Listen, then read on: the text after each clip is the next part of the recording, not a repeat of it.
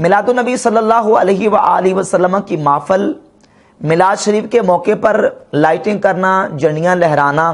اور پرچم لہرانا، اس پر بحث کرتے ہوئے انجینئر محمد علی مرزا نے ایک سوال کا جواب دیا۔ پہلے تو سوال تیار کیا، سوال یہ تیار کیا گیا کہ علی بھائی یہ بتائیں کہ میلاد شریف کے موقع پر یہ جو میلاد کی محفل کرتے ہیں، میلاد مناتے ہیں، لائٹنگ کرتے ہیں، جھنڈیاں لگاتے ہیں، تو کیا صحیح مسلم کی 2351 نمبر حدیث کے مطابق یہ بدعت حسنہ نہیں ہے؟ یہ سوال بنایا مرزا نے خود، اور پھر اس سوال کا خود ہی جواب دیا، اور جواب دینے میں اس حدیث کو سامنے رکھ کر جو بڑی مین غلطیاں کی ہیں مرزا نے اور غلط بیانیاں کی ہیں۔ ایک تو یہ ہے کہ اس میں سے غلط بیانی مرزا نے یہ کی ہے کہ اس حدیث کا ترجمہ غلط کیا، اس کا مفہوم غلط پیش کیا، اور دوسرا یہ دعویٰ کیا کہ دیکھیں جی یہ جو حدیث پڑھی جاتی ہے، اس حدیث میں تو جو ہے وہ اچھا طریقہ ایجاد کرنے کے بارے میں، اچھا طریقہ جو ہے اس کے بارے میں کہ جو اسلام میں کوئی اچھا طریقہ جاری کرے، اس میں بدعت حسنہ کی بات تو نہیں ہے۔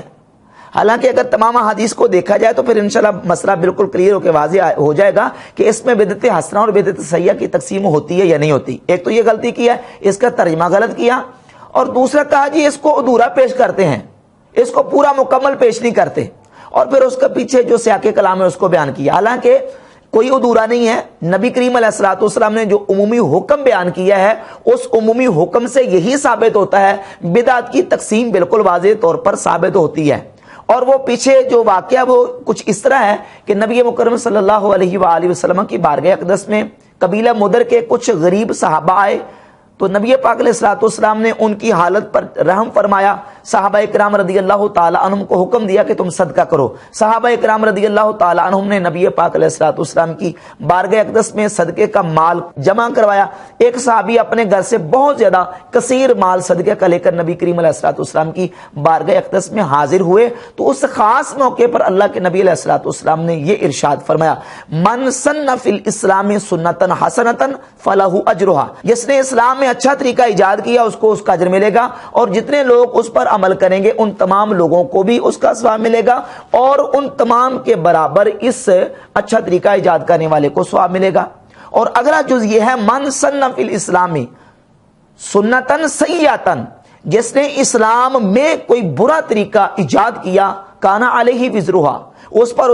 اس کا گناہ ہوگا، اور جتنے لوگ اس برا طریقہ اس پر عمل کریں گے ان کو اس کا گناہ ہوگا، اور ان تمام کا گناہ اس برا طریقہ ایجاد کرنے والے کے نامہ اعمال میں ڈالا جائے گا، اور ان کے گناہ میں کچھ کمی نہیں ہوگی۔ یہ تو تھی حدیث۔ اصولی طور پر یہ ضابطہ ہے کہ انما العبرۃ بعموم الالفاظ لا بخصوص الواقعہ۔ جب نبی پاک صلی اللہ تعالی علیہ وآلہ وسلم کوئی عمومی حکم بیان کرتے ہیں، یا اللہ تبارک و تعالی کوئی عمومی حکم بیان کرتا ہے، تو اعتبار اس عمومی حکم کا ہوتا ہے، خاص اس واقعے کا اعتبار نہیں ہوتا کہ اس عمومی حکم کو صرف اس خاص واقعے کے ساتھ جوڑ دیا جائے اور وہاں باقی اس کے علاوہ کسی جگہ پہ اپلائی نہ کیا جائے، ایسا نہیں ہوتا۔ بلکہ انما العبرۃ بعموم الالفاظ لا بخصوص الواقعہ، اعتبار ان عمومی الفاظ کا ہوتا ہے۔ نبی مکرم صلی اللہ علیہ وآلہ وسلم کی بارگاہ اقدس میں اس صحابی نے جو صدقہ کیا ہے وہ خاص واقعہ تھا، لیکن اس کا مطلب یہ نہیں ہے کہ وہ خاص واقعے پر جو ہے اس حکم کو صرف اسی کے ساتھ جوڑ دیا جائے گا۔ اگر یہی بات ہے تو نبی کریم علیہ الصلوۃ والسلام نے جہاں یہ فرمایا کہ جس نے اسلام میں کوئی اچھا طریقہ ایجاد کیا اس کو اس کا اجر ملے گا، تو یہ بھی تو فرمایا نا جس نے اسلام میں کوئی برا طریقہ ایجاد کیا اس پر اس کا گناہ ہوگا۔ اب سوال یہ پیدا ہوتا ہے کہ اس موقع پر کس صحابی نے کوئی برا طریقہ ایجاد کیا تھا، یا کس شخص نے کوئی برا طریقہ جو ہے اس کی ابتدا کی تھی؟ کوئی بھی نہیں تھا۔ تو ثابت ہوا کہ یہ حکم عمومی ہے، خاص اس واقعے کے ساتھ اس کو جوڑنا یہ درست نہیں ہے کہ خاص اسی واقعے کے ساتھ ہے، یہ عام حکم نہیں ہے۔ اور پھر عام کی بھی دو قسمیں ہیں، ایک ہوتا ہے عام خص عن البعض، اور ایک ہے عام لم یخص عن البعض، یعنی جہاں عام حکم آ جائے۔ عام حکم ایک وہ ہوتا ہے جس میں سے کسی بھی فرد کو خاص نہ کیا گیا ہو، عام اپنے عموم پر باقی رہتا ہے، اور دوسری قسم وہ ہے کہ جو عام حکم وہ جس میں سے بعض افراد کو خاص کر لیا جائے۔